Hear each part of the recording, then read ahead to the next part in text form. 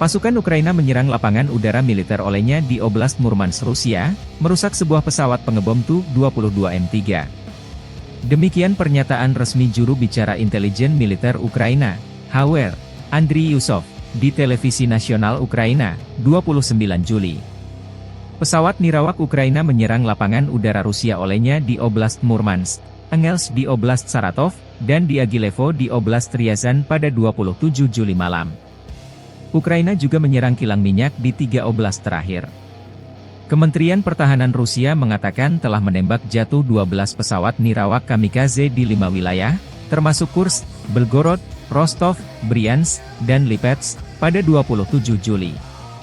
Kerusakan yang terjadi pada pesawat seperti pesawat pengebom Tu-22M3 sangat penting karena sektor industri militer Rusia saat ini tidak memiliki sarana untuk memproduksi peralatan tersebut, kata Yusov.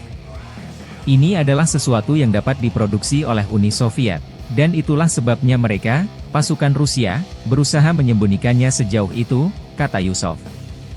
Lapangan udara olehnya, tempat Tu-22M3 dihantam, terletak sekitar 1.800 km, 1.118 mil, dari perbatasan Ukraina.